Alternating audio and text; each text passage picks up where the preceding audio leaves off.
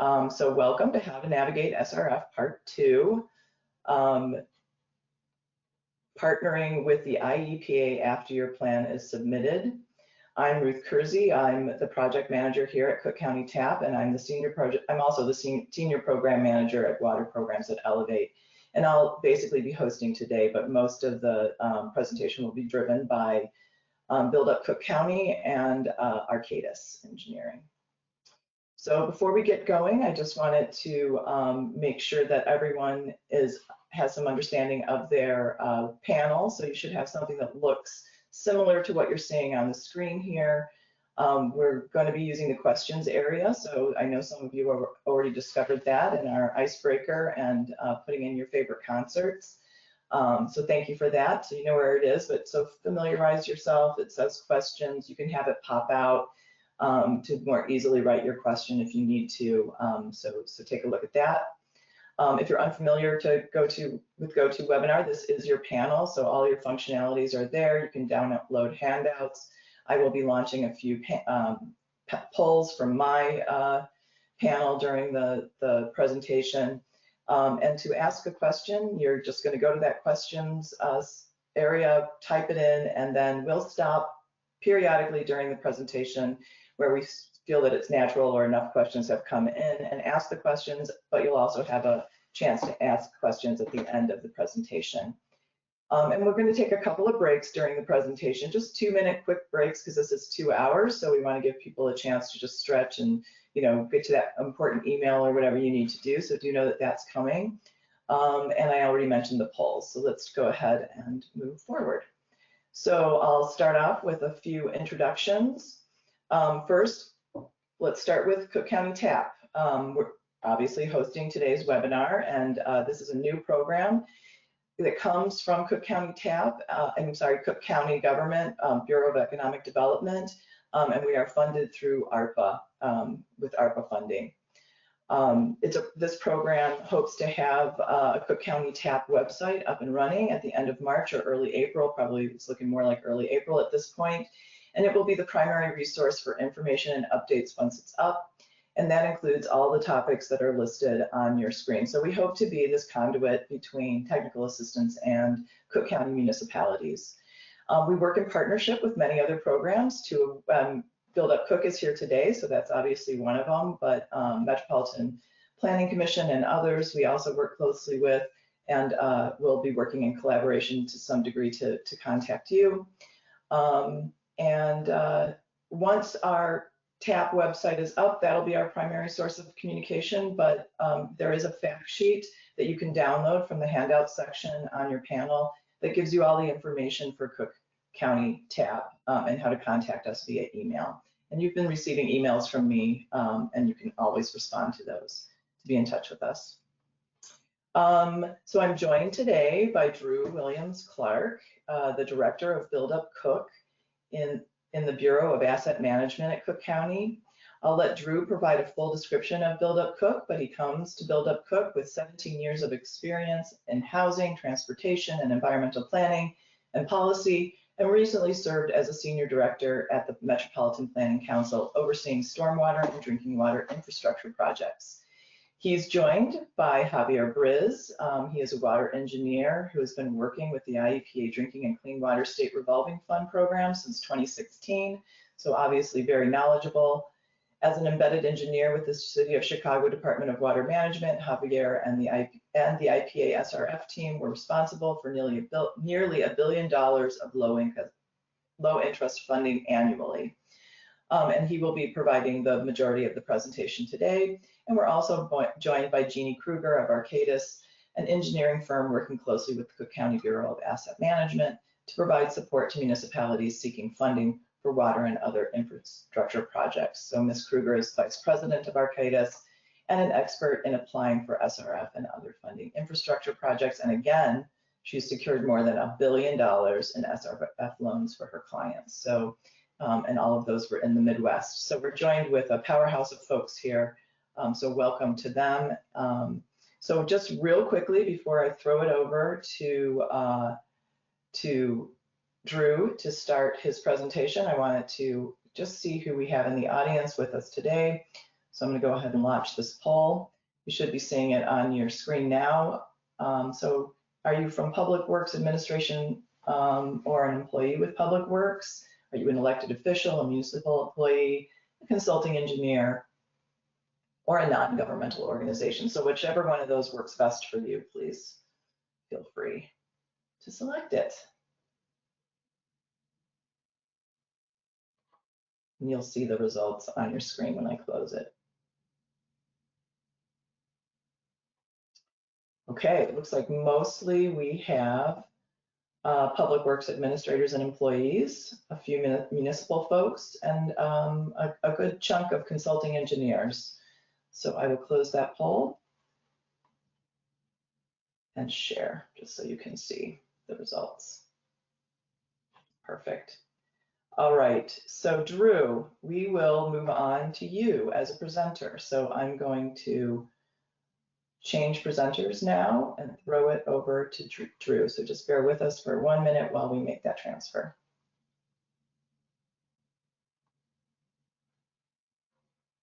Sorry, actually, Ruth, I think we were going to have Javi do the slides from the beginning. Right. Okay, Javier, you're on. Everybody's ready to hear my voice for a long time. I'm going to do a quick intro and then it's all you. Yeah, and then it's Go me, ahead. but it's him. Sure, I can just start while we're tuning up. My name is Drew Williams-Clark. I'm the director of Build Up Cook in the Bureau of Asset Management at Cook County, and we're super excited to be partnering with Cook County TAP, with Elevate, and with Arcadis today to be helping build the capacity of municipalities such as yourself to be able to replace lead service lines, stand up better and better water infrastructure programs, and really deliver the best possible services to your residents. And so we are working with a few municipalities to do some immediate triage of capital improvements.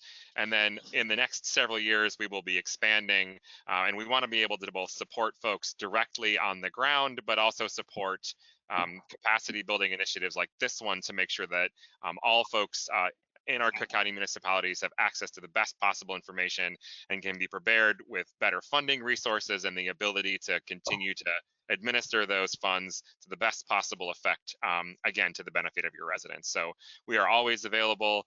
You can always email me or all of our team and ask questions and learn more by emailing buildupcook@cookcountyil.gov. And once again, that's buildupcook, one word, at cookcountyil.gov, and we would love to talk to you. And with that, I will hand it over to Javier Brice from Arcadis, who will take us through the bulk of the presentation, and I will hang on if there's any way I can be helpful for the remainder.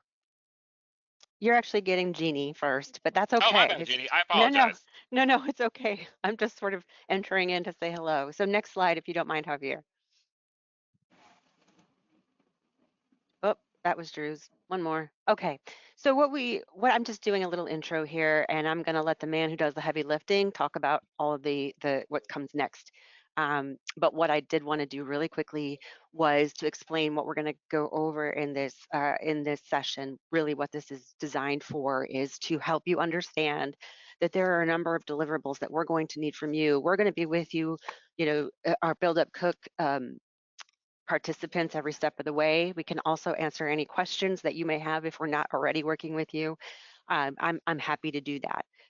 But what we want to do is really guide you through this entire process. There's a lot of paperwork, there's a lot of things that need to go into it, and we are going to sort of walk you through some of that so that we can already kind of get your mind going on what we need to get started and what we need to keep to keep these applications flowing and get the money to come in. So first off, I just really wanted to do an overview of how the SRF process works. As we know, the bipartisan infrastructure law funds come from US EPA, and they don't have a mechanism for the federal government to just disperse funds in an equitable way to all of the states. So what they've done is they've used the existing SRF process, the state revolving loans. So this is not perfect because it was really meant for loans and not grants. And so it's got some paperwork and hoops we got to jump through, but it's all very, very doable. It's done all the time. And so we just have to sort of get our way through it. Now, what this what this overview shows is that there are a number of ways that money comes into the state revolving fund. So for example, I have the BIL arrow here. The EPA puts capitalization grants in there. The state also has a state match, as well as they use bonds. They take out bonds for the program. So then they go ahead and they give a municipality a loan for various projects. The work gets done, the disbursements go out, and they pay the contractors, and then the loan goes into repayment. And so the repayment goes back into the pool to repay the bonds, and there we go. It's a cycle. Again, because BIL has 49% forgiveness loans in it, obviously that repayment cycle is obsolete. It doesn't happen, but if you're getting a loan, it's 0% interest. So again, this is how the whole process works. It is disbursements. They don't give it up front. So, but we're going to go through a lot of this. So I will turn it over to Javier in the interest of time, but I just wanted to give a little overview of how the whole thing works. Take it away, Javi. All right, thanks, And Jeannie. please Can ask everybody hear me questions. okay? We can. All right, great. So thank you, Jeannie, for that little walkthrough for how the SRF program works. In general, this is anything that I'm going to be talking about today is going to sound like it's a lot. It's going to sound like it's really complex, but really a lot of this stuff is really kind of checking the boxes. Always keep in mind that IEPA is looking for some specific stuff from you, and then as long as you do that, they're happy to work with it to answer things. So this presentation is obviously talking about what happens after you submit your project plan. So Jeannie will laugh. I'm a big fan of my my anecdotes and my allegories.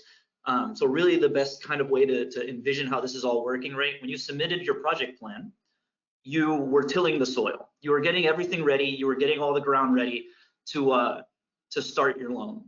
So now you're going to start planting your seeds, and that's basically going to be the way that everything works out. IEPA is going to review the project plans.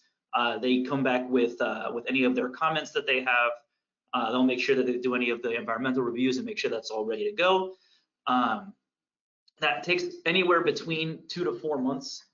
Really, that's ultimately based on how busy are their project managers, right? They're people just like we are. And so they have to review all these things. And when it comes to lead service line work and bill work and loan stuff, there's a lot of applications coming in. So the earlier that you get your project plan submitted to them, the better chance you have to have an approval in time to get on the intended use plan. So once you've gotten all your project plan comments reviewed, and once you've gotten your coordination completed, you move on to the next step on the process where they will issue your preliminary environmental impact determination, PEID. They love their acronyms. Ultimately, what they want you to do, one of the main pillars of the SRF program is public participation and public involvement. So they want you to issue this environmental impact determination out to your community so that all of your workers are aware that you're getting SRF funds for this work, what the work is going to entail, how it's going to impact their lives, the environment, that kind of work. For lead service line work, it requires a public hearing, and it requires a public hearing, I believe, 14 days prior to being able to be eligible to be on the intended use plan and get your project approval. So that's important really for the next item, which is in yellow, which is your funding nomination forms. IEPA's fiscal year, they're 6 months ahead of us generally. Their fiscal year starts in July 1st and it goes all the way until June 30th, and it's 6 months ahead. So this July 1st, we'll be entering the 2025 fiscal year for IEPA. In order to get on the funding list for any kind of work that's going to be a loan or principal forgiveness, you need to have submitted your funding nomination forms, which we'll get to a little bit later in the presentation, by March 31st of the preceding the fiscal year. So this March 31st, you need to have your funding nomination form due, submitted to the IEPA. One of the boxes to check on that form is, do you have project planning approval? So now we see where everything kind of leans into, everything, all the dates kind of lean into that deadline. That's one of our only hard deadlines that IEPA gives you. So if you have to have your public notice, or you have to have your public hearing 14 days before you get project approval, and you have to have your reviews done before you can get your public meeting and your PEID, then obviously your actual deadline is closer to the beginning of March before you can submit your funding nomination forms. So things to keep in mind as we go through this process. March 31st is really one of the dates that you need to kind of keep in your head as we go through and we talk about this information. Let's assume that everything is good. You got your project plan approval. You have your funding nomination forms in. You got the intended use plan. Everything is going really great. Perfect. So what comes next? Well, it's your SRF loan application. This is going to take you about 1 to 2 months. It really depends on how far you are along in your design process, but essentially this includes all of the things that you would need to go bid. So your contract docs, any plans, you would have to submit financials to the IEPA to make sure that you could pay back a loan if that's what something they were going to offer to you. You would need to make sure that everything is kosher to meet all the regulations that they have. As I mentioned before, public participation and public involvement is really big on the IEPA. So they would want to make sure that all your work is being competitively bid. You can't have restricted bidding. You can't have restricted procurement. You have to publicly advertise for 1 day for disadvantaged business enterprise, DBE, good faith efforts. You have to make sure that you're doing everything possible to involve DBEs in your projects. And once your projects have been bid, you need to send copies of your bids and your recommendation of award to the IEPA and the reasoning behind why you chose the contractor that you chose. Generally in IEPA, they want you to go with the lowest bidder unless there's a very compelling reason not to do that. And then after that, you have your loan award. And after your loan award, you have to keep to what you had in your contract documents, right? You have to make sure that you use the Build America Buy America plan, Davis-Bacon wage regulation, your apprenticeship goals, DBE. We'll cover all of that a little bit later in the presentation. And then you have your monthly disbursements, invoices. As you're getting money from the IEPA, they want to make sure that you're being regularly audited. And then once you're done, and you have your closeout and you're ready to go. So this was really just a very quick intro to everything I'm going to talk about. Another thing to keep in mind as we go through, because like I mentioned, this will feel like a lot. The biggest judge for you is going to be your contractor's bidding on your work. If your contract documents can hold up to a public bid, then they can hold up to IEPA review. They're not going to be particularly more stringent than that. And your procurement departments and your finance departments. So Ruth, I think this is a good spot to talk about what your quiz number 2 item was. Great, I will launch that. Actually, I'm going to launch this quiz first, which is just asking you, have you submitted an SRF application in fiscal year 24 for 2025 funding? Yeah, I think this was your quiz number 2, Ruth. What's that? I think that this was the quiz number 2 question. This is the one that you wanted? Great. We're in sync. Just give it one more second here. Oh, okay, it's about 50-50. And nobody doesn't know, so that's good. All right, I'm going to close the poll now and share it. So about 57% of the folks have submitted, and about 43% have not. So I'm going to go ahead and hide, and then you're ready to go again, Javier. All right, that's great. So a lot of text on the screen, but ultimately this is an example of what your preliminary environmental impact determination looks like. Just to revisit what we talked about in the last section, right? IEPA will generally via email or via phone call provide you comments on their plans, anything that might be missing, anything that might need more clarification. After they have addressed all those comments, they give you a letter that looks like something that's on the right. Essentially, it talks about how the section of the Illinois Administrative Code allows for issuing loans from the SRF program. They've conducted an assessment of environmental impacts. Generally, for lead service line projects, there's not a lot of environmental impact because you're dealing with previously disturbed land and ground, but they still want to do their due diligence to make sure that everything is kosher. Then they'll say that within 60 days of receiving the letter, the applicant must conduct a public hearing, and that advertisement of that hearing needs to be made 10 days in advance, right? So at the beginning of March, you need to advertise for 10 days and hold your meeting sometime between the 11th and the 15th in order to make it for your March 31st deadline. A lot of these letters will talk about exactly what they want you to talk about in your public meeting. Usually it's talking about any kind of cost that might be moved on to your constituents, which is obviously, if it's a principal forgiveness loan, then it's not going to be any kind of financial impact on them.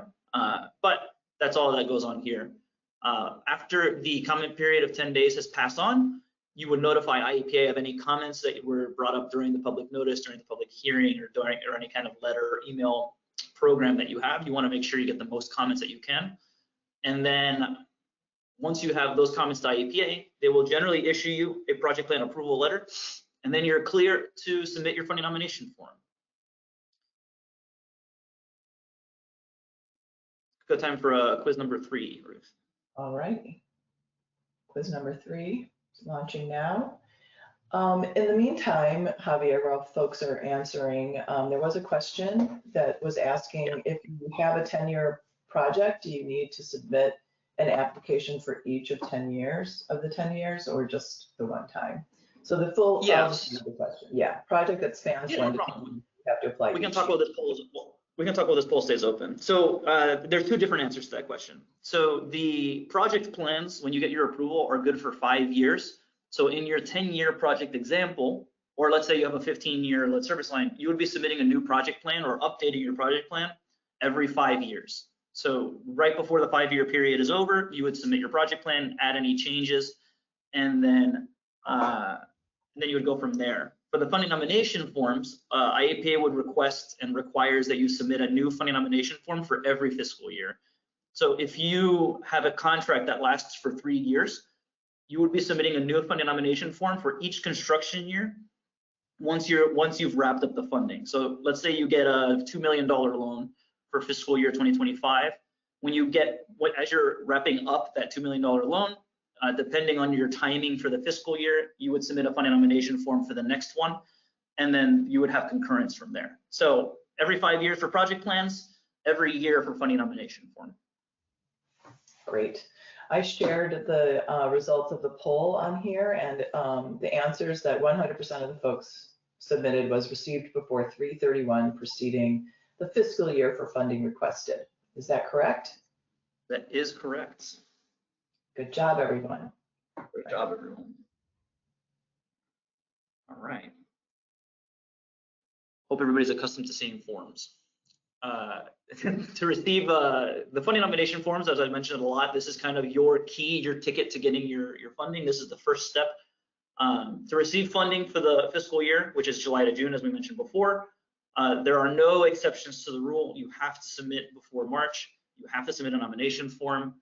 IEPA just released the form for lead service line funding for the BIO, the Bipartisan Infrastructure Law funding. That form is specific to lead service line work. It's available on the IEPA website. There's a step-by-step instruction at the following link. Ideally, it should link. We tested it the other day. If there's issues accessing any of the information, please let me know. But the main difference between the funding nomination forms for normal SRF and for lead service lines is the BIL funding is going to be based on census tract. So if you have disadvantaged census tracts in your service area, that form is going to ask you to list those out.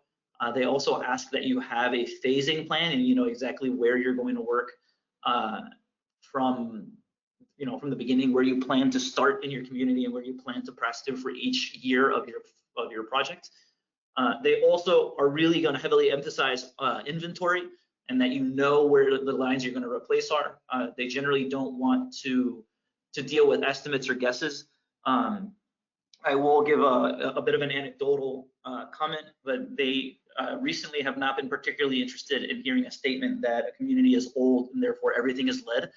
They want you to show your homework, and they want you to present that you know where there are certain things, and obviously there's varying levels of feasibility in confirming that information. They obviously don't want you to pothole your entire community, but inventory seems to be at the forefront, followed by census tract. So if there's any kind of complication or question as to exactly what that means, please feel free to reach out. We can work through this. This is the beginning of the process really for everybody, including IEPA. So they're figuring out what's feasible and what's reasonable. We're figuring out how to best answer their questions. And then we would suspect that coming up in fiscal year 2026, which is July 2025, that a lot of the kinks will have been worked out and a lot of the complication and shifting around would be minimized. So, you know, stay tuned, and we'll, if you've been working with us, obviously you'll be hearing from us soon, and then otherwise we'll keep going from there. And then just to reiterate, we're going to keep hammering this in. Your funding nomination form has to be submitted before March 31st. They do accept email submissions. Give yourself a couple days just to make sure that people were able to open all this stuff and documents are accessible. And the project plan has to be approved prior to the deadline. I believe it's one of the checklists on the form that you can see on the screen. Also, with regards to accessing forms, this is just a general note to keep in your mind. Accessing forms from the IEPA website online, they don't play particularly nice with browser PDF functions. So if you try to open a link from within something like Google Chrome, generally you might get a message that says please wait or please access from a different spot. You want to click the download button and then open it from your computer, not from your browser, because anytime you have a problem accessing one of those forms, it's generally related to that. I step into that maybe once every couple weeks. So after you've got your funding nomination form submitted, what happens? Well, this is a pretty simple description of the steps that we go along from here, right? IEPA will review all of the funding nomination forms submitted, both for principal forgiveness and lead service lines and for loans. They will essentially score all of your applications based on what you're trying to do, project timing, how much of a water conservation program you might have. They have on the administrative code, you can actually see a list of how they score and what they score. After they've done all their scoring, keeping in mind that loan or that principal forgiveness for lead service lines is very competitive, so we'll see how that all comes out by June. They will distribute their funding based on the score from the funding nomination form and project plans. This is IEPA's first soft commitment of funds. This is also your soft commitment of funds to say this is what we feel our project might cost. You want to essentially go with reverse Price is Right rules. You want to essentially overestimate a little bit and then start going down from there, because you can ask for more at this stage of the game, but you can't ask, or you can ask for less as you go along the process. You can ask for more. So you want to make sure you give yourself maybe like a 10 to 20% contingency that you can cover any kind of bids. IEPA at this point will, whatever they give you on your intended use plan is the money that they're committing to you. So they'll say, you know, this community's $5 million lead service line project, this is how much we're going to give them. But the actual hard commitment of funds from IEPA will come in the form of your bids. So once a contractor tells you what it'll cost, then that's going to be the final amount that they go for. Once they've gotten you on the intended use plan, the IUP, which is usually sent out around June, preceding the fiscal year, you need to bid and award your project within the fiscal year. So once you get on the list, you have between July and June 30th to finish your design documents, get it advertised, get it bid, get your loan agreement, and get it awarded. Like with everything on the IEPA, everything with the SRF, the sooner you do any of this work, the better. After you get on the intended use plan, this is a little bit of a misnomer because things get a little bit more fluid, and you'll see it on the next slide, but essentially it will split into one of two components, three components if you're doing something like water main work. You submit your plans and specifications, you submit your loan application, which is the financial details of your project, and if there's any permitting, that would be a third step. But for lead service line and for meter work and that kind of work, generally permits aren't required, so you would want to coordinate with your project manager at IEPA to see whether or not you need to do that. Everything that we're going to do from this step forward is a checklist. Checklists. The SRF program essentially is completely based on checklist work. As long as you can answer the questions on the checklist, you can submit your document. So it doesn't have to be in this specific order you can see on screen. This just tends to be how things play out. For plans and specs, and we'll have a slide on each of these individual steps, but we'll go through it really quickly just because this is really the main setup for here. You would prepare your IEPA plans and spec checklists. You would submit all your contract documents. So this is your bidding procedures. This is your Davis-Bacon wage compliance. This is your DBE specifications. IEPA has an apprenticeship requirement for projects that are more than $500,000, where I think it's about 10% of your work needs to be performed by apprentices as available and as possible. If you have any construction drawings, this is where you would present them, specifications, that kind of information. Your loan application is financial information. So your debt service, your revenues, how you plan to pay back a loan if you get a loan that needs to be paid back. What is the ordinance that allows your community to borrow for loans? That is something that has to be, that is essentially permission that has to be given to a governing body. You need an associated legal opinion to make sure that the ordinance is actually allowing for the things that you claim that you're allowing for. You need to give some financial projections, tax exemptions, and flood insurance information, which is all listed out and explained in the checklist. Everything here is essentially listed on a checklist and in supporting documentation. Once you've submitted everything to IEPA, you bid your project. You advertise it for at least 30 days. IEPA tends to require 45 days. I would not do any less than that, but in very extenuating circumstances, they have allowed for a little bit. IEPA will generally work with you if you have justifiable reasons for why things have happened. This is the step that cements your funding request. Whatever your bids come in at, IEPA will write the loan agreement to match that, because that's an actual contract price, and it's something that will be immutable outside of something like a contract modification.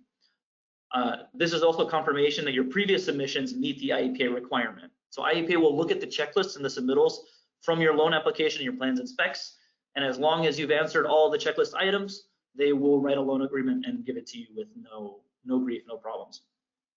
You would provide the copies of the bids, generally the lowest bidders' bids, just to make sure that all the actual documentation is in there, and you would provide your recommendation of award to IEPA. Like I mentioned earlier in the presentation, as long as your bids can stand up to your procurement division's review and requirements, you're probably going to meet IEPA's requirements. Same with your contractors. If they're not inundating you with RFIs, then chances are your specs are looking pretty good. After you submit your bid documents to IEPA, they take about 3 to 4 weeks to review. Obviously, the simpler your checklists and your bids are, the faster they'll review it. It also depends on the timing of when your things come in. The loan agreement has to be signed and executed by an authorized representative. Generally, that's going to be the mayor of your community. As I mentioned in the loan application, the borrowing ordinances that allow for you to borrow money will generally define who your authorized representative. So that can be your mayor, your CFO, anybody that might be delegated. It has to be on the ordinance that you're allowed to sign for that money. This is their final commitment of funds. This is where IEPA will tell you, this is what you can borrow for this year. You do not have to bid a multi-year project year after year. If you do a bid for a 3 or 4 year project or a 5-year project, they would essentially commit to what the final 5-year bid amount is, and then they would dole it out in annual amounts. So you wouldn't have to bid for the 2nd, 3rd, 4th, 5th years, but you would need to make sure that you're spending your funds before you get your next loan. After you've got your loan agreement signed and executed, you're off to the races. You can award your project. You can start construction. As you're working through all your loans and as you're working through your construction, you need to make sure that you're tracking your Build America, Buy America requirements, which we'll cover later on in the presentation. Davis-Bacon, apprenticeship, disadvantaged business compliance, all of that document needs to be tracked on the off chance that IEPA wants to perform a review. As is the reality in construction, there's generally changes that come and go. IEPA will add a contingency to the money that they offer you for your loans. And as long as you are adding and subtracting money within that contingency, this is just a formality. You're submitting your change orders so that they're aware of the status of your project. There is a possibility and availability to borrow more money in the case that something completely unforeseen happens, but that requires more discussion with IEPA because the money that they're allocating to you, they're allocating money that they have available. So if they might not be able to add more money to your loan until they have something more available or if it's actually justified. Also, it's tantamount and it's paramount that any change orders that affect the contract end date for your work be submitted to IEPA sooner than later. They want to make sure that they base their repayment 6 months after your contract end date. And if for some reason you need to push that later, you want to make sure that you're not going into repayment sooner than you need to, even though that money might still be available for you. After that, as you incur costs in your construction work, you're going to be submitting your disbursement requests monthly. This is a disbursement system, not a grant. So you will not get your money ahead of time. You need to make sure that you're paying your contractors, you have your invoices out, and then they will reimburse the money that you've paid out for your invoices. Afterwards, IPA, like I mentioned, is going to require that you do audits and that your finances are covered and reviewed generally annually. And then once your work is done, there's a closeout checklist that you do. Generally, it involves a walkthrough, an inspection to make sure that the work that was installed was actually installed, and then you close out. And this slide is just a really short slide to show, this is more or less what it actually looks like, right? It's not really a step 1, step 2, step 3 process. As soon as you get on the intended funding use plan, you're going to be working to meet the 3 requirements on the left of the screen. As if you can get your application submitted before your specs and contract, do it. You just submit it to IEPA and they'll review when they get things submitted to them. Or if you get your permits, if you need your permits and they're ready to go, get that submitted. So the faster you get these 3 items checked and submitted to IEPA, the sooner you can bid and the sooner you can get your work going. So you could be working at all these things in parallel with each other. After that, you submit your bids, like I mentioned, and then you can get your loan. And after you get your loan signed and executed, you're ready to go. All right. Ruth, this might be a good spot for a 2-minute break, because then we're going to start going into specific detail. Awesome. Yeah, 2-minute stretch, everyone. So we will come back at 10:16. Thanks, Javier. I wish I had some mood music to play, but I don't right now. Maybe next time.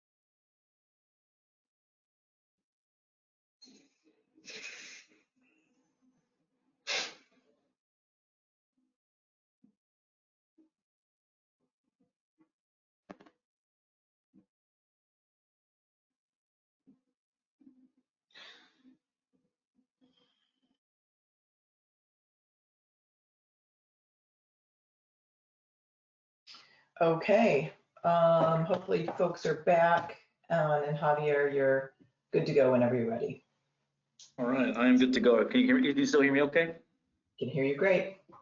All right, perfect. So this is the nitty-gritty part of the presentation. If the text on screen is making your eyes roll to the back of your head, don't worry about it. This is just to give you a sense of what the checklists look like. Really, any of the specific details on here, right, you can see when you look through. But essentially, they just want to make sure when you submit to them your contract documents and your contract specifications, they don't want to have to go digging through, obviously, a lot of different documents. So they want you to point out what pages in your contract documents you can find specific language that they're looking for. As I mentioned with the fund nomination form, there's a link to the top of the IEPA website, which goes to their plans and specs checklist, which is on screen here. On the back end of those, if you happen to see the corner of any of those screenshots I'm sending you, that's page 3 of 71. It's not a 71-page checklist, but IEPA provides sample front-end documents to any community that doesn't have that information to make sure that you can meet their requirements. So generally, if you have a procurement division or you have a procurement arm, you would want to download this checklist and the front-end documents and provide your front-end documents to your procurement arm to make sure that any new language or any new requirements is integrated into your contract documents. This really all depends on your municipal groups and your ownership of contract specs. But really for our consulting engineers, right, this is something you want to make sure that you get correct so that when you go through your document, as you go through your checklist, you make sure that everything will get on there, right? So they have specific requirements for things like public bid openings, how are you evaluating your bids, criteria for evaluating bidders.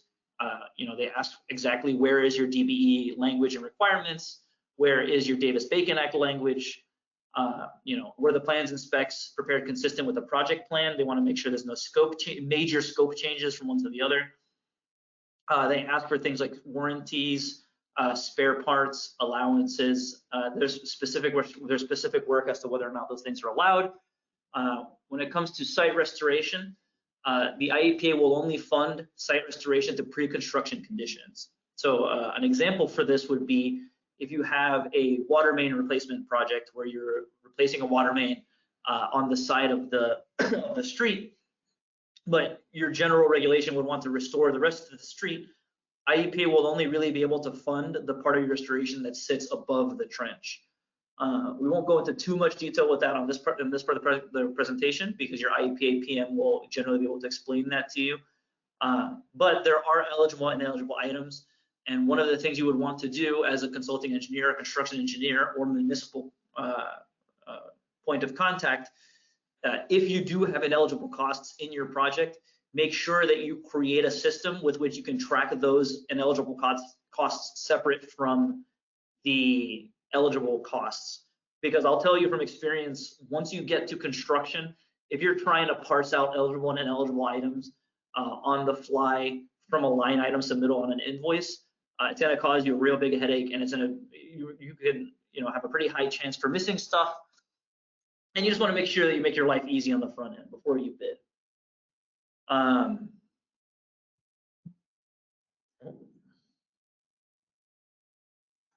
So with all that said, the things you want to keep in mind for your plans and specs. There is IEPA language that they require in your specifications. And if you go through the checklist, I would read it pretty carefully, as would be pretty obvious in the front end. Some of the required language, they want you to include verbatim somewhere in your specifications. They'll say, I want you to give me this exact sentence, because somebody at the IEPA realized that every word of the sentence is important and needs to be included in documents somewhere. So you obviously don't want to get a comment back from IEPA that you missed a specific sentence after you've submitted your plans and specs. As I mentioned earlier in the last slide, involve your procurement team early in the process to incorporate your IEPA loan program rules and language. Your procurement team is obviously are not specialists in IEPA SRF work, so they might have comments or questions as to whether or not certain language can be included. You know, a lot of these organizations and really a lot of the construction design and execution process, right, is a lot of the information like, well, this is how we've always done it. This is the way that we've always done this thing. This is the thing that's been tried and true. A lot of the time, that doesn't actually jive with what IEPA wants to have happen. So any kind of communication back and forth that you want to have with IEPA, you want to make sure that you're not doing this while trying to hit an advertisement deadline that's coming up faster than you were prepared for. The bidding must be available to the public, so you don't have any restricted bidding. If you do something like a pilot project, you can't restrict the post-pilot project bids to the people who submitted to the pilot. Generally, you can coordinate with IEPA when it comes to that kind of work. You know, you can't go through an available pool. Any public contractor must be able to review your bid documents and submit. IEPA does not allow for local hire provisions, so you would say something, you know, like some percentage of your work has to be hired from local employees. The exception to this is generally depending on the inflation rate that's currently going on in the state.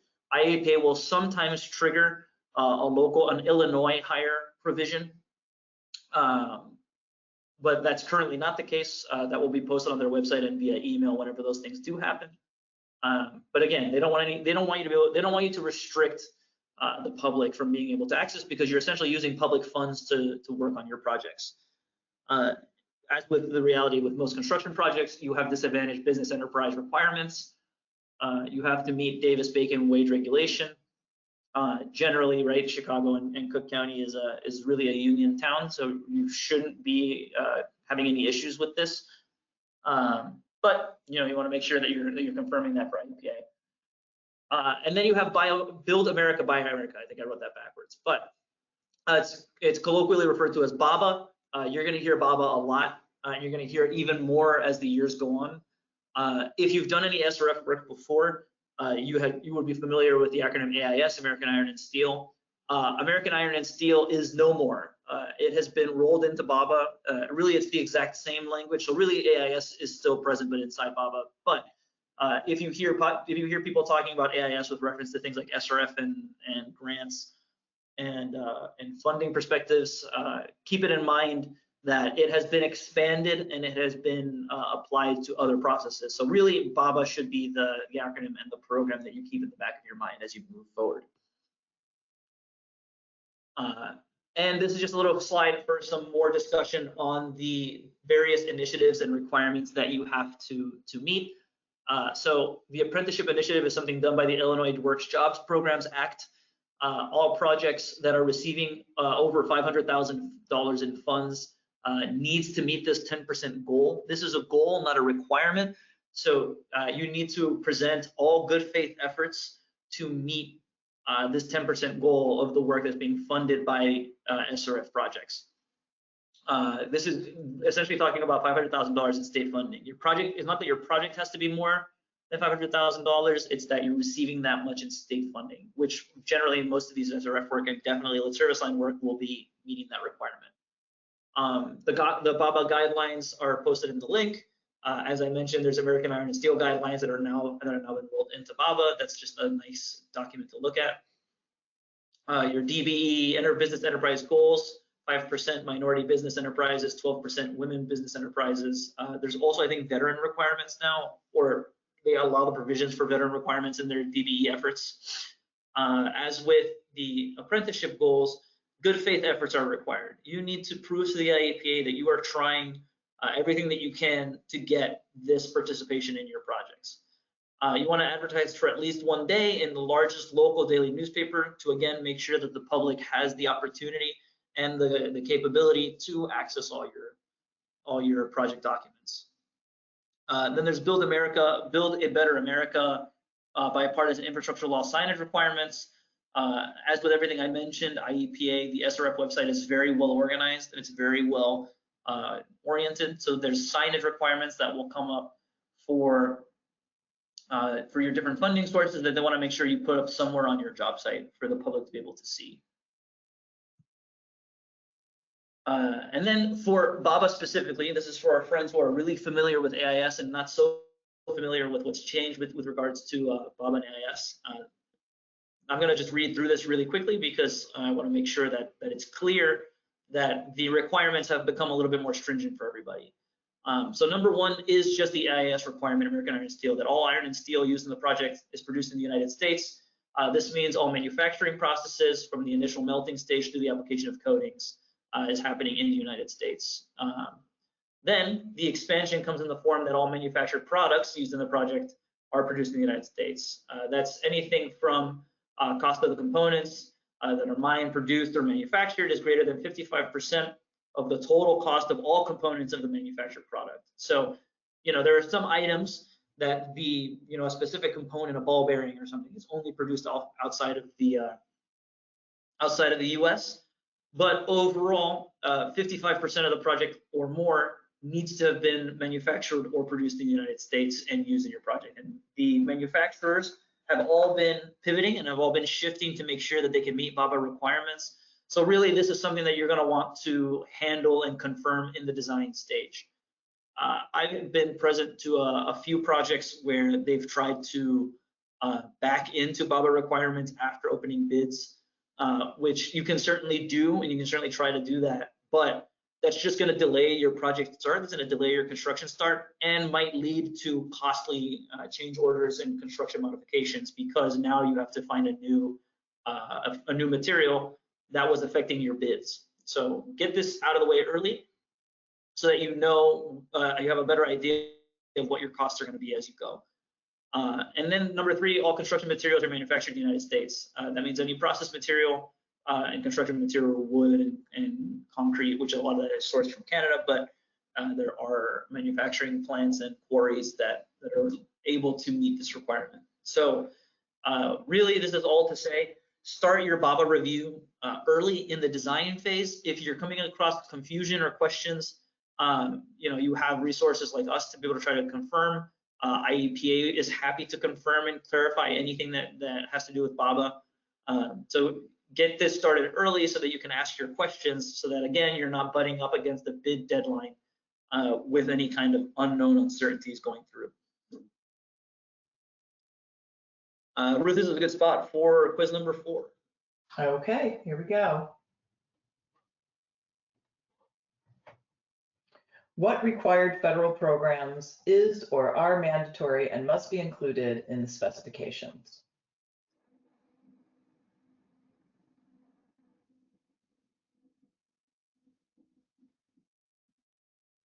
People are responding. We'll give it about 20 seconds here.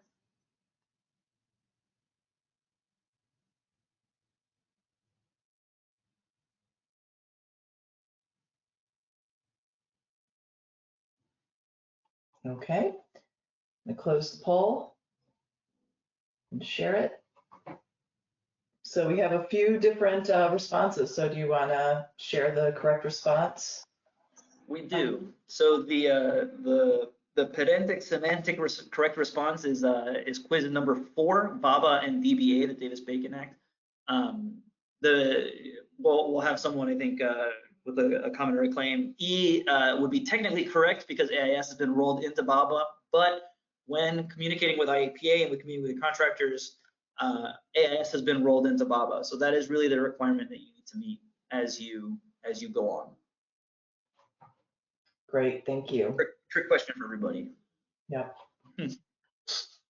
Thanks for playing.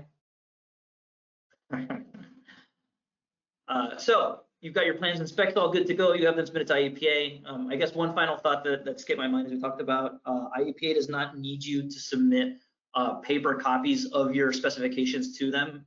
They have in the past allowed for CDs.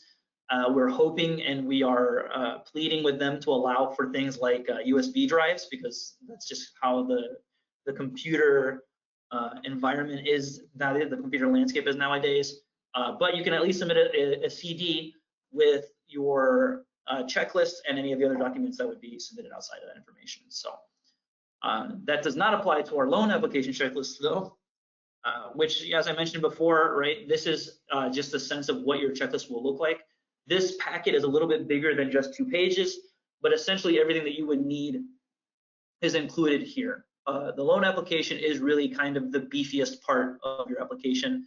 IEPA wants you to mail 3 copies of your loan application submittal and 2 copies of all applicable attachments, which is the screenshot on the right, to their offices. They have, I think, a third-party consultant that does the financial reviews and financial portions. This is really kind of the first step after your funding nomination form, where you start to nail down your costs for IEPA, and you have to start being able to prove your costs and your estimated your cost estimates for your project. If you wanted to talk about what more or less where in your design process this application falls, it's as soon as you have a cost estimate that you feel comfortable sharing and sticking to. So, you know, in some cases that's about 60%, 75%. You know, some communities will even say something like 90%, right? This could be your final step before opening up your bids and advertising. As soon as you're confident that your cost estimate is not going to change drastically, this is when you really should start putting your project, your submittal together to send to IEPA. But the other financial information, again, like with all things SRF, start the process early. Review the checklist, confirm what they're looking for, what they're asking for, and any external department, you want to get them involved way early in the process so that you're not waiting on somebody to give you a response and holding your project up. There you go. So as we did with the plans and specs, you know, things to keep in mind for your loan application. You need to provide financial projections to the IEPA for your preceding 3 years, or the historical information for your preceding 3 years, and your projections for the next 5 years. So what does this mean to you? Get your finance department involved so that they can start preparing this sooner than later. There is a huge potential in your loan application for the need for external coordination. If you happen to already have a person that knows this stuff, great. But usually, right, you have different departments that are going to be providing and reviewing documentation, right? So your legal departments are going to be providing you and reviewing debt borrowing ordinances. If you don't have an ordinance that allows you to borrow from SRF programs or for loans or to take on debt, you should. But if you don't, then that's something you have to write, and you have to get approved from your city board or your municipal board, right? After you get the ordinances drafted and prepared and signed and executed, your legal department needs to provide a legal opinion to show that, yeah, you do in fact have the ability and the capacity to borrow money from the IEPA. A little bit of a distinction that I think I hear occasionally, even with principal forgiveness loans, you need this borrowing authority because they are still loans. They're being forgiven and you're getting the money wiped out, but they're not grants. And so IEPA will request and require that you have a debt borrowing ordinance for the duration of the project or in the program. Your finance department is going to need to provide your current debt obligations. They want to make sure that your debt service, you're not taking on that more than your finances allow for. Your financial projections, like I mentioned in the first bullet, any tax exemption certificates, all that documentation needs to be compiled and presented to the IEPA. Then, like I mentioned, you have to print 3 copies, binders, and they'll be mailed to the IEPA at the address that they provided. You can also send digital copies to them. They're usually pretty happy to receive that information. The loan application, I'll go back one slide just so you can see. Oh, I guess I didn't include it here. They must be signed by the authorized representative, and they need to be notarized. So if you have a notary in your departments and in your buildings, make sure that when it comes time to execute and sign your loan applications, that they're in the building so that you can get the documents notarized and ready to go. So as I mentioned, once you get your plans and specs and your loan applications submitted and ready to go, you're at 93%, you're ready to get everything worked out. You're going to advertise your project. I guess to back up one step, IEPA generally will not provide a letter for the plans and specs checklist, but they will provide an approval, or I guess I forget exactly what it's called, but they'll essentially approve your finances and your loan application. They'll send you a letter about your funding, that they agree that you are in fact able to borrow and ready to go. So once you receive that letter from them and they don't have any comments, you're in good shape to bid. As I mentioned, right, you can see the link to the checklist above. Again, I will reiterate, if there's any issues accessing any of these checklists, please let us know. We can help you out. Make sure that you're not opening it from your browser, that you're actually downloading it to your computer and opening it from Windows Explorer. Things to keep in mind for your bids. Like I mentioned, this is a confirmation that everything you submitted before is still applicable. You want to make sure you're not changing your bids, your plans and specs after you submitted them to the IEPA. IEPA requires that you advertise for a minimum of 30 days. They would recommend 45 days. This is, again, making sure that the public has the most possible opportunity to review, to provide questions, to provide comments. Any addenda that are issued or any RFIs that are issued with respect to these bids need to be provided to IEPA. That's on the bidding review certification checklist. And the IEPA will generally take, after you've opened your bids in a public bid opening, IEPA you'll submit your checklist, you'll submit your recommendation for award, and IEPA will take about 30 days to review and prepare the loan agreement. The final bullet here, account for this timing, your bid expiration timing, is important because generally your bids will expire after a certain period of time, right? 60 days, 90 days. Some of our clients had something up to even including 180 days, depending on where we work. This is all totally dependent on your procurement departments, your procurement arms. However long, obviously you want to have a shorter review period to be able to award your projects, but you want to make sure that the contractor, your lowest apparent bidder, is meeting all of the IEPA requirements, that they actually are in fact submitting the things that the bids aren't unbalanced. So whatever your general typical procurement, this goes back to what I mentioned before, right? That this is what we've always used, this is what we've always done. Add about 30 days to your expirations so that you don't have a bid expiring before you've been able to award your project. IEPA does have the ability that if you were coming up against the bid expiration because for some reason there was an issue that needed to be reviewed, if your procurement division requests a bid extension from the contractor and they're amenable to it and agree to it, you can submit that extension to IEPA and then you're still off to the races. But you obviously run the risk that your contractor might not want to extend their bids based on pricing, or you have a situation like 2020, right, where all of the costs went up drastically because of supply chain issues. So account for 30 days, add that to what it typically costs you to, or takes you to award a project.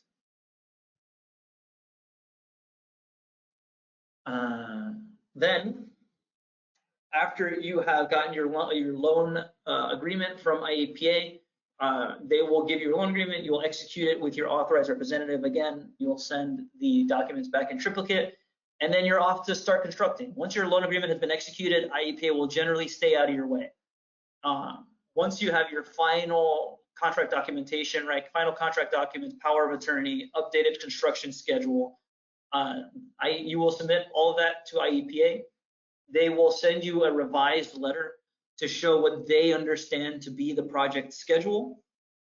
They'll say, okay, based on the documents you gave us, your notice to proceed is X day. Your contracts say that there's, 300 days in your project. This is what we anticipate to be your final construction date. The repayment, if you have repayment, will commence 6 months after your contract end date.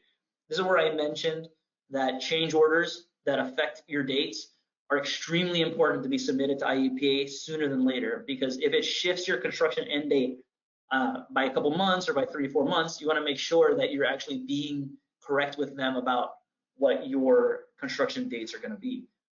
As construction progresses, all change orders need to be provided to IEPA. They want to make sure that their contract value matches your contract value before the end of this thing. They want to make sure when it comes to repayment, if for some reason, let's say you have a really big delay, the worst possible Murphy's Law situation happens and your project is delayed for a pretty substantial period of time, there is a chance that IEPA will commence repayment before your construction work is completed.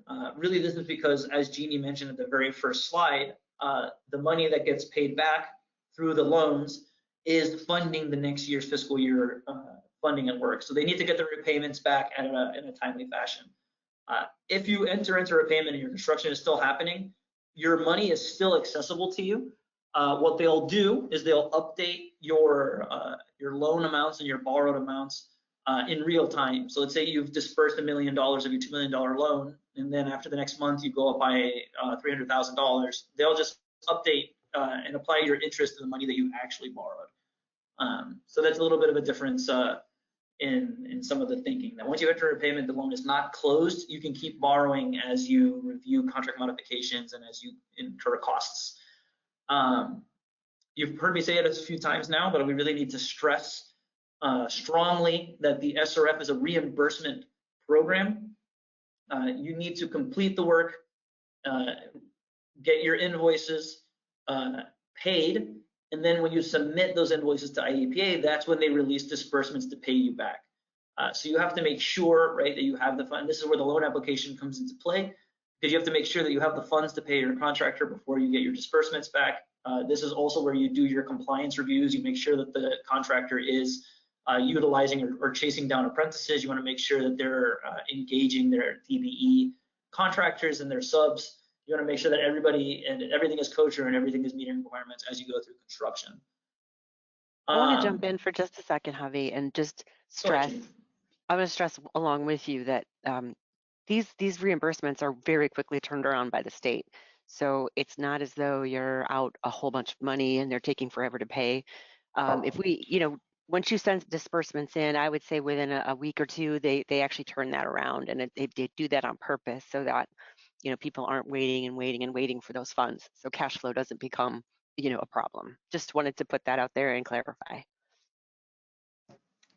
Yeah, thank you, Jeannie. I'm totally right. Absolutely right. IEPA is actually very good at turning these around. We have a very good relationship with their payment division, and those people are superstars when it comes to reviewing and asking questions for stuff. Also, this is I didn't mention it as a bullet point here, but right, you can kind of get a general sense that this is where external coordination is important. Again, you want to make sure that your payment people are reviewing your payments, that they're making sure that they're submitting your disbursement requests at whatever rate you're able to. At a minimum, you want to be submitting monthly so that you make sure that you're not waiting for giant checks every few months. It's kind of on you to make sure that your requests are being submitted in a timely fashion. Also, make sure that you're coordinating with IEPA, that you're actually getting the check from them. They'll mail the check to you, and in some cases, right, the check gets sent through an internal mail, a mail process, and it ends up in some other public works guy's desk, and he doesn't know what it is, and the check doesn't get cashed. So make sure that everybody's aware that the money is coming where it should go, so that when you get your disbursements, you're able to put them back in your financial coffers, for lack of a better word. As I mentioned again at the very beginning, I want to stress again that depending on your project timing, your disbursements can still be released after the loan goes into repayment. Obviously, repayment wouldn't apply to a project with principal forgiveness, but you would have to read the specific language of your loan agreement. I'm pretty sure that for principal forgiveness projects, you don't get forgiveness until you're done with construction. So, this is one of those things where you want to make sure that as you're getting your loan agreements and as you're getting your contract documents from IEPA, that you're maintaining an open line of communication with them to say, you don't want to surprise IEPA with a 6-month delay. You want to tell them from the beginning, hey, we're reviewing this documentation. We've had this situation come up. It might affect our project in this way, so that if for some reason they feel like there's an issue, you're not being surprised, or you're not being caught off guard by any of this information. So as with all quiz compilations, we put a lot more time and effort into the beginning spots. So quiz items 5, 6, and 7 will all be related to the last slide. Take it away, Ruth. Okay, great. Here we go. How are funds received through SRF program, the SRF program?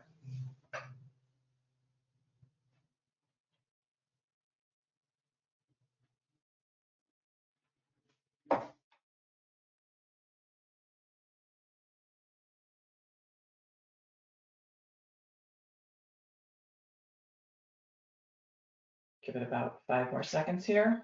Still got some people logging in their answers. All right, here we go. Close it and share. Javier, what is the correct answer?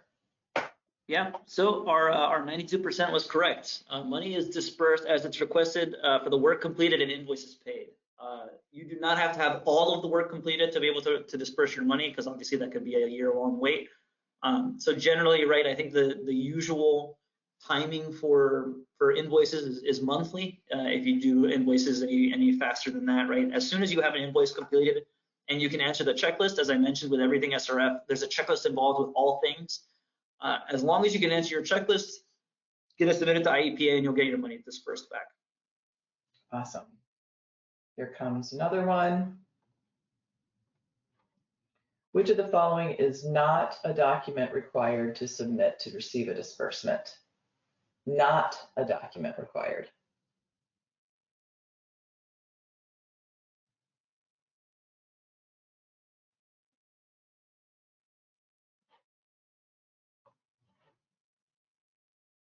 A little bit more of a thinker.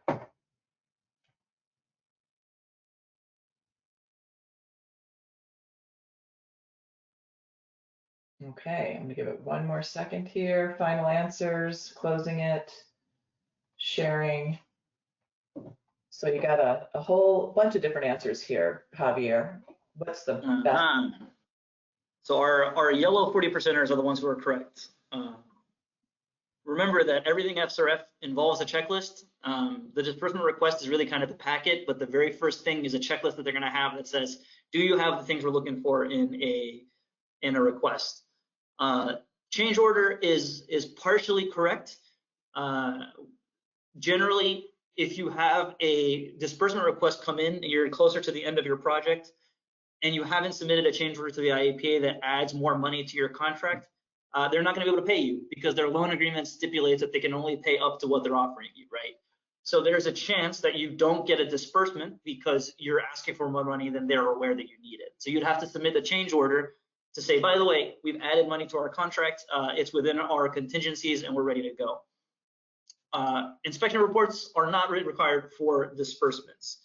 When you start getting to the closeout process, IEPA will require and request a final inspection to make sure that you did the work that you said that you would, but they don't need that for the disbursement process. That's going to be the correct answer for our current spot. Subconsultant invoices, like I mentioned, right, any cost that you incur, you need to present to IEPA to make sure that you are meeting the requirements. So you would want to submit those as you incur them and pay them out. Awesome. I'm going to go ahead and hide that and launch the final quiz here. If the SRF loan closed and remaining funds forfeited, is the SRF loan closed and remaining funds forfeited once it moves to repayment? So do you forfeit the remaining funds once it moves to repayment?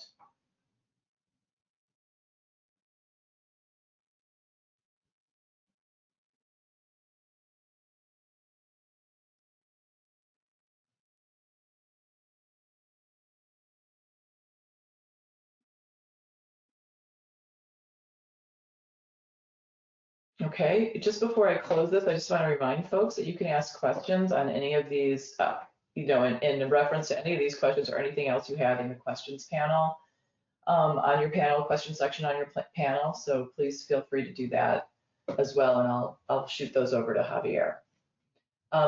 So there you go. 54% say yes, and 46 say no. What's the correct answer, Javier? So our no friends are correct.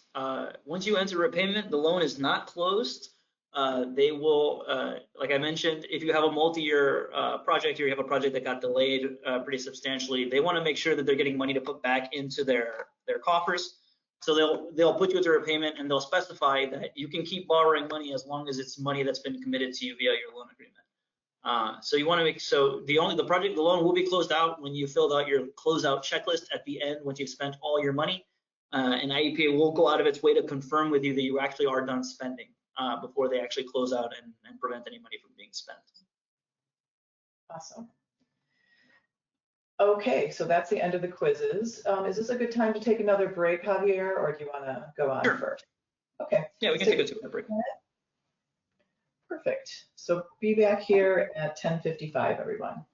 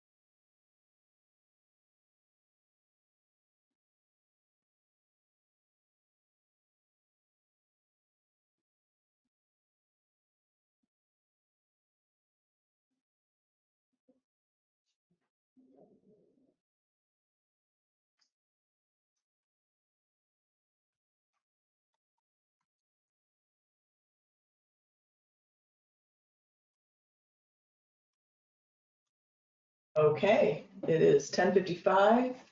Folks are back, hopefully. So Javier, you can take us home now when you're ready. All right. So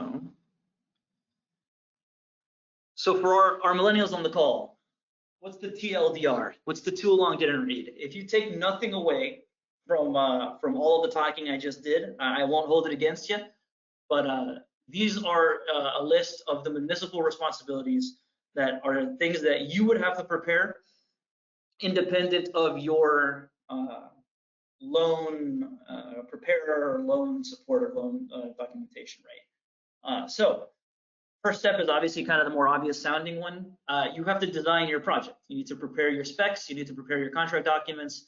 Work with your engineer. Ideally, if your engineer is also your loan person, they can do both things as they go in contract. But otherwise, you need to make sure they're coordinating with each other. Your procurement arms need to be informed of the IEPA requirements and IEPA specifications and timings. You want to make sure they're aware of everything that's happening. You're going to need a legal opinion at a minimum from your legal department to show that any borrowing authorizations are actually in place and valid still. Also, this would go for if any of my communities on the call have water purchase agreements. Make sure that those are all still standing. Make sure that those are all up to date. You want to make sure that you are actually able to operate your system as you tell IEPA. You need to provide or pass any relevant ordinances. So again, borrowing authority, debt. You need to get your finance departments involved and engaged early so that you can get your financial protections 3 years past, 5 years future. You want to make sure that your debt services are being presented, annual reports. You want to make sure that you have somebody on staff or on hand to monitor data bacon compliance. Usually this gets pushed onto the contractor, but like with all things, the engineering mantra, trust but confirm. You want to make sure that the contractor is meeting their requirements and that they're not taking things, that they're not being glib or they're not being overly casual about how they track their payment compliance. Make sure that you get your disbursements in at whatever timing is fastest for you. Obviously, you want to go at least monthly so you can make sure that money is coming in as it's coming out. There's state reporting that gets submitted with your disbursement requests. So make sure that you're meeting your budget supplements, your apprenticeship requirements.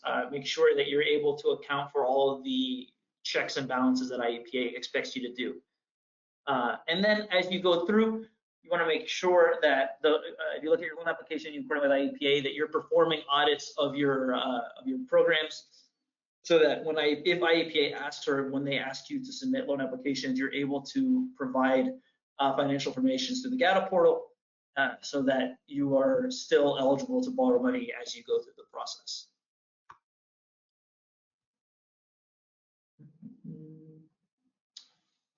So with that said, just want to add in one quick thing on the audits, okay? This is something you're going to have a single audit prepared for that, anything using SRF money.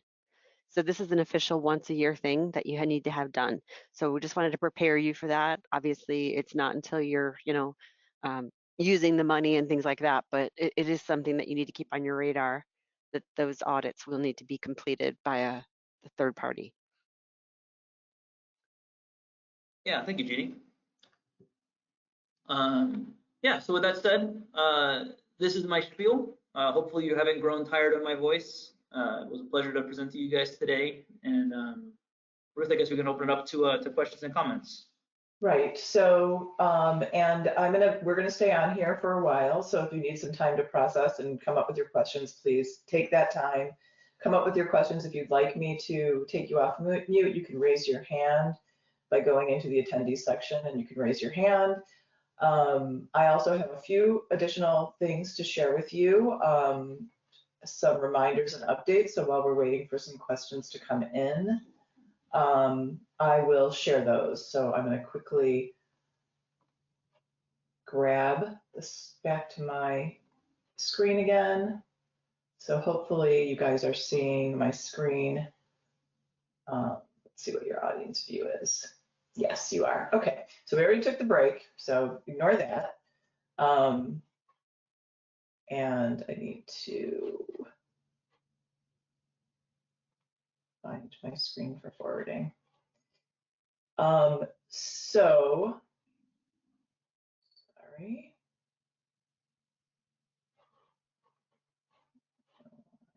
I can't forward the slides, but I will just chug along here. So I wanted to point out that we have a bunch of handouts in the panel. So please download those. There's one for Build Up Cook County.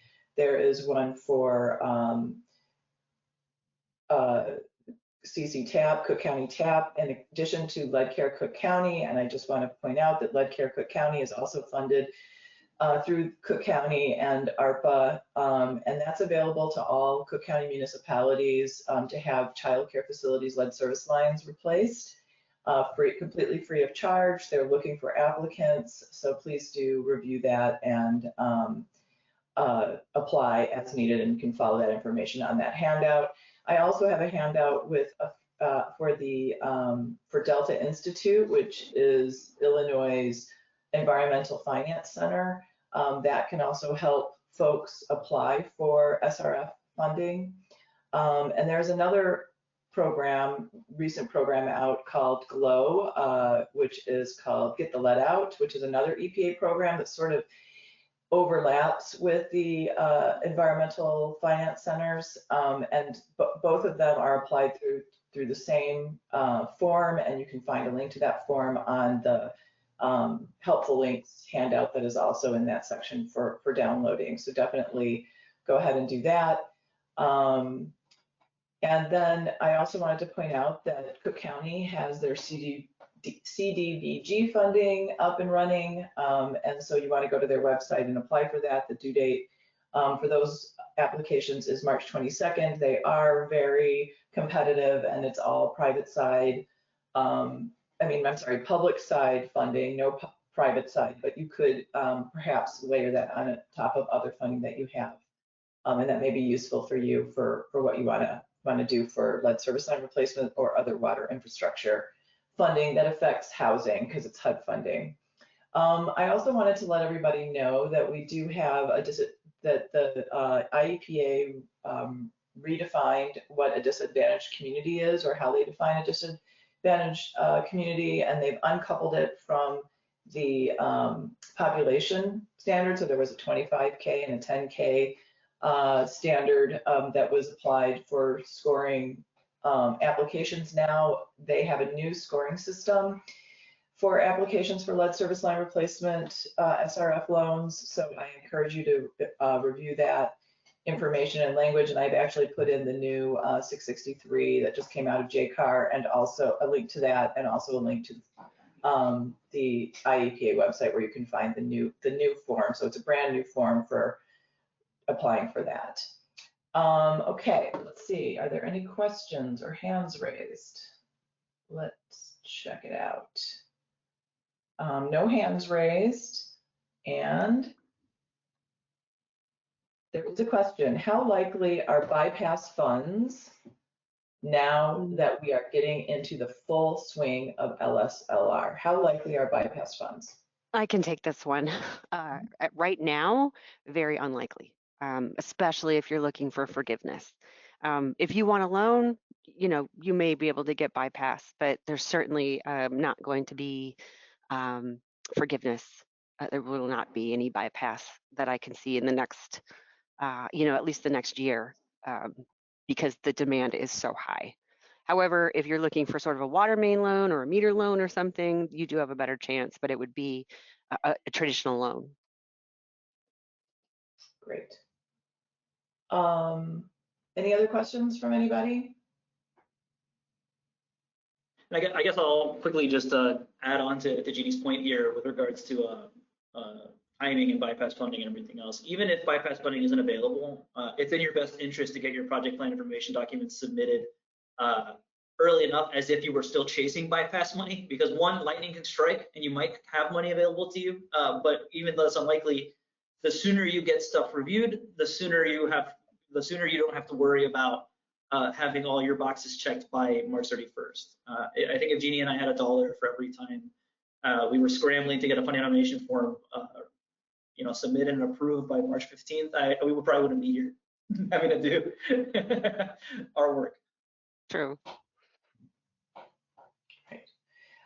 Where can I find information on the new scoring system? So I can just take that one real quick. You can do it on the site that is on your screen right now. There's also a link to, there's a handout for 663 in the handouts you can download, and that has the full scoring system. And I seem to remember it starts on like page 23 where the scoring is laid out for you. So check. And if it's lead, it's going to be based on census tract.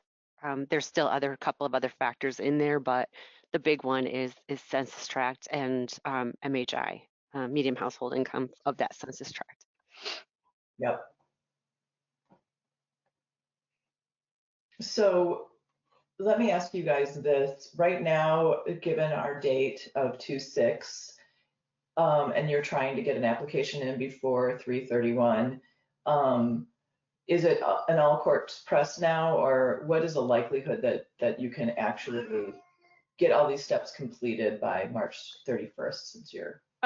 If your project plan is in, we're cruising and we're right on schedule. We're working with IEPA to get those plans approved and finalized, and we're right on track. And it's all very, very doable. If your project plan is not complete, then don't give up hope. We can push to get it done, but it's unlikely that you'll get funds in fiscal 2025, which starts in July. However, we do know that BIL money will be around for a few more years, so don't worry. And a lot of it is, you know, the IEPA is really asking the inventories to be complete. So, you know, we could take time to get the inventories done, and we'll ensure that you are in the pool for the next one. But right now, it's a bit of a critical time period. If the ones that we have in are likely to get funds, again, keep in mind there's bill money coming for the next 3 to 4 years. Right. Great. Yeah, Yeah. and keep in mind that the March 31st deadline is ultimately for the fund nomination form. So you have, you know, once that form comes in between March 31st and July 1st, you basically are kind of in a holding pattern until IEP can tell you how much money is available to you. But really, that's going to be the time that you want to take to finish up all your other checklists so that you're ready to bid right on July. Yeah. You know, as soon as you know how much money is available to you on June 16th, June 17th, 18th, 19th, you're submitting your documents so that the money's available and you're bidding, so you're not losing fiscal year time Right. waiting for bids to open. So Yeah, you can be preparing your application while you're waiting, and then just sort of fill in when they tell you how much they'll give you. Yeah. Great. So as far as lessons learned goes, where are the trip ups that people usually get hung? You know, that they think they have everything in, and then, I mean, it may be different for every application, but I'm just curious if there's something that stands out. We're laughing because there's so many, and it's always random. It's something random, right? But I don't know, Javi, what do you what's your big one? Time. That was a very conveniently timed light turning off, by the way, Jeannie. Yeah, I know, right? So, you know, as I mentioned at the jump, and you know, this is kind of a little bit of an overly simplistic view of it, but everything really is run by checklists. So as long as you are aware of what the checklist is asking you to do, and you give yourself time to engage any external departments, there's really not that many trip ups to do. IEPA doesn't want to complicate the process because they don't want to review a complicated process, right? They generally want things to be, this is what we want, can you give it to us?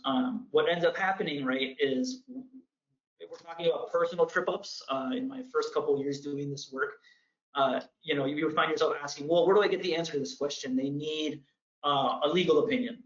And okay, where do I get that? Oh, well, you need to talk with our lawyer who's available every Tuesday and Thursday in February. For 1 minute. Oh, now I gotta wait.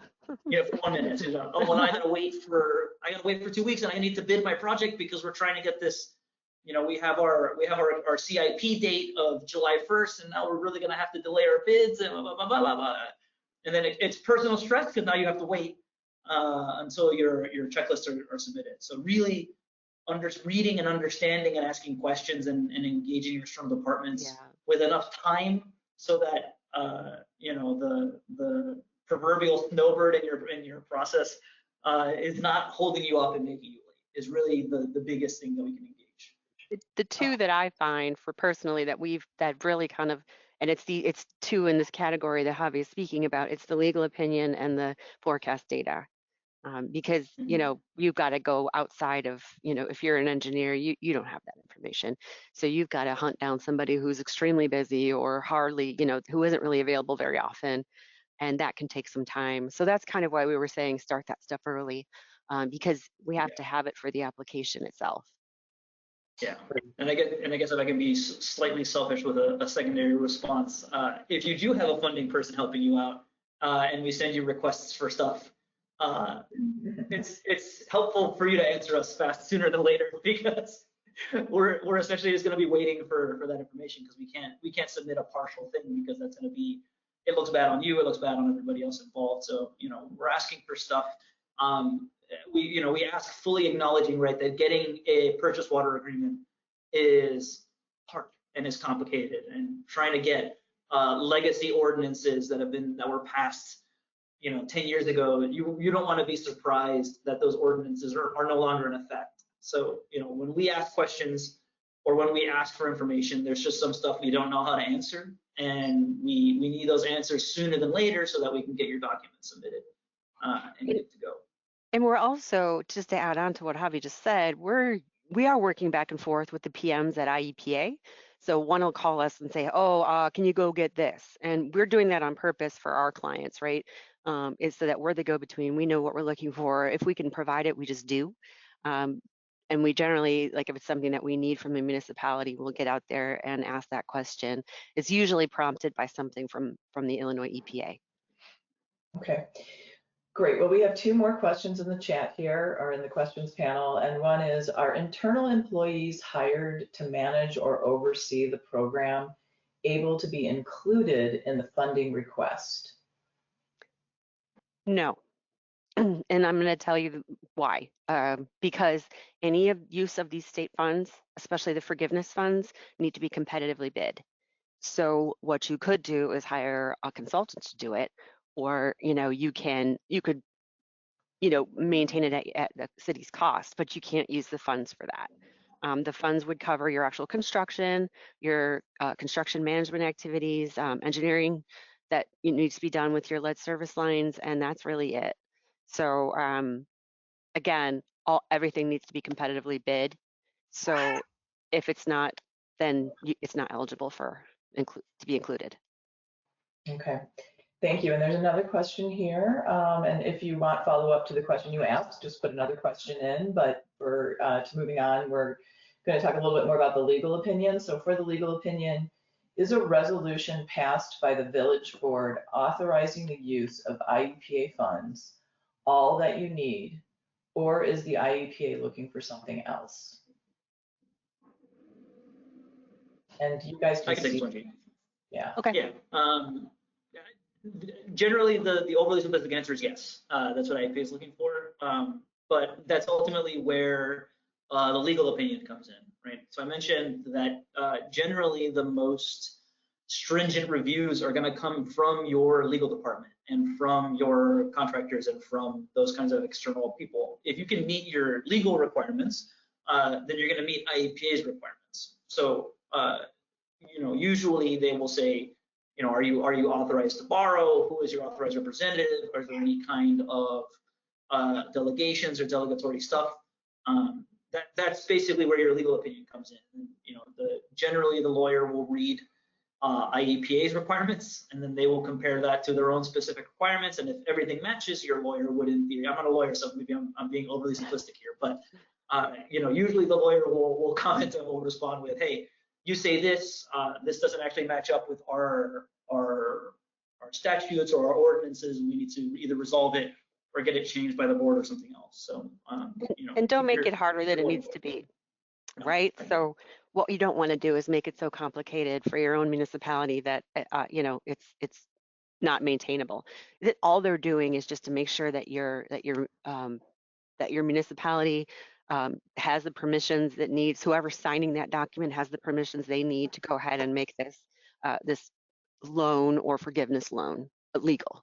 So it really is. That's really all it is. Mm-hmm. I wanted to add one thing in here about getting help with these loans. So I am going to be sending around, or Cook County TAP will be sending around a survey about SRF loans and what type of help or how the program could be better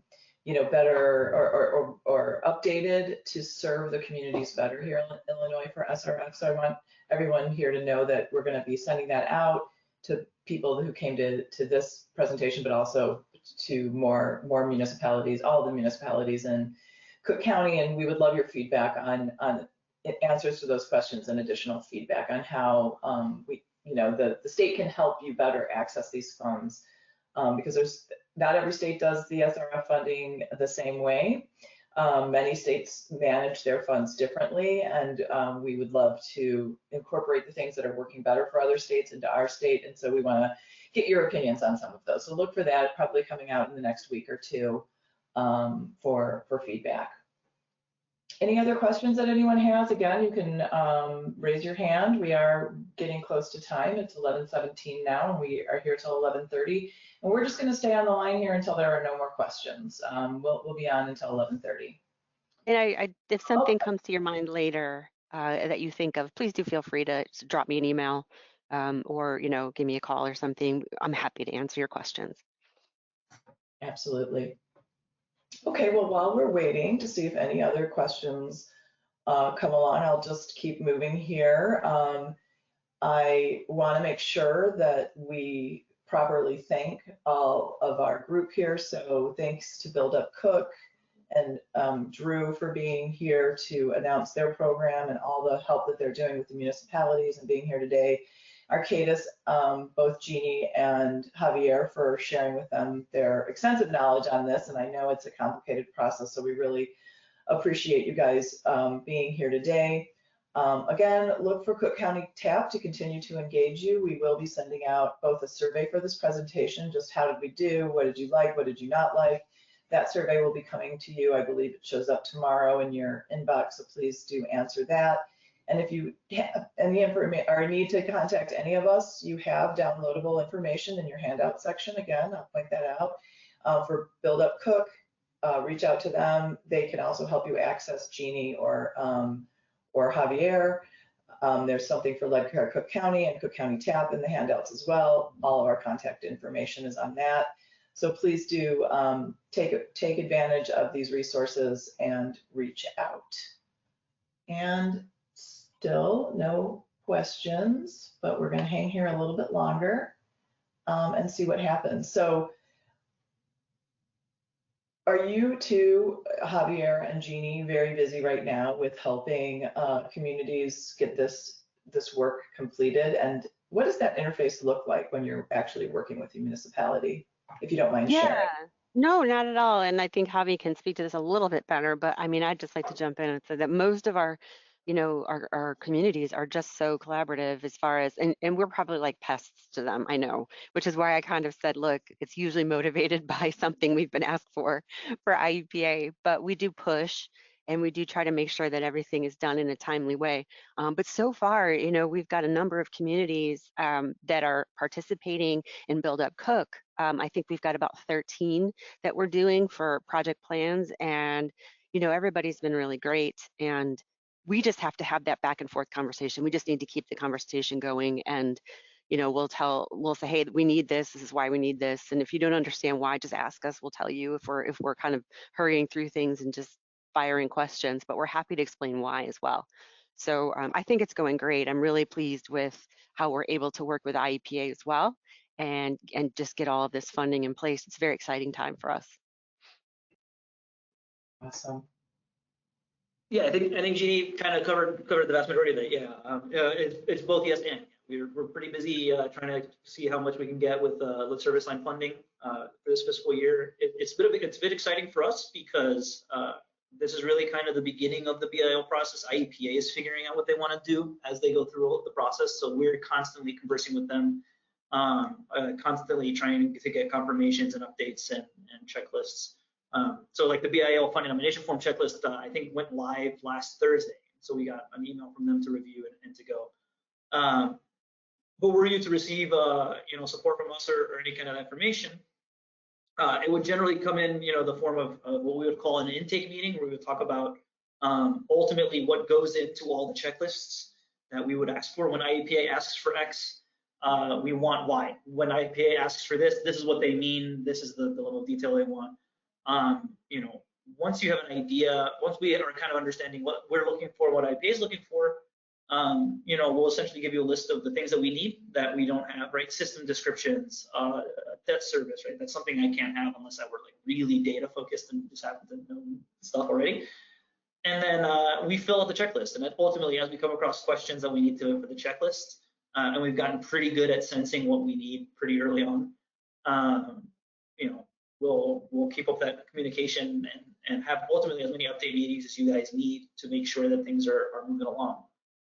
Otherwise, it's been in place and making sure that things are moving along as they need to be. Awesome. So we do have a hand raised, Mike Reynolds. So Mike, you are muted yourself and I have you muted. I'm going to unmute you. If you have something to ask, there you go. Go, Mike.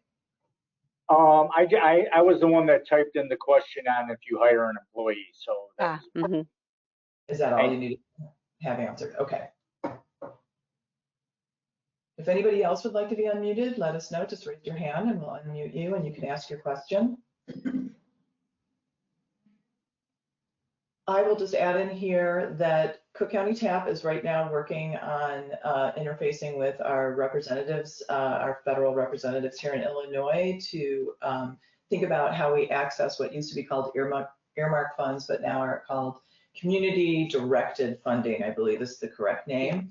So we are working with our representatives to see how to access that funding for water infrastructure issues, and it's a very popular project that our reps like to fund. So if you look back at previous years, they do like a good water infrastructure project. So we'll be reaching out to folks on that issue as well as we learn more. Of course, they haven't appropriated the funds yet, so we're still waiting for information, but we're starting to collect it. Yeah, Also, so everybody, we're at 11:23. If you need to move on. Can I add one thing? Yeah, go ahead, Jeannie. This is a little bit important just for those that are still working on inventory. That deadline is approaching. Some may have been given. I tried to tell everybody I could think of to ask for an extension, but there's going to be another another opportunity to grab some more grant funds from IEPA. That's going to open here in they tell me maybe a week or two.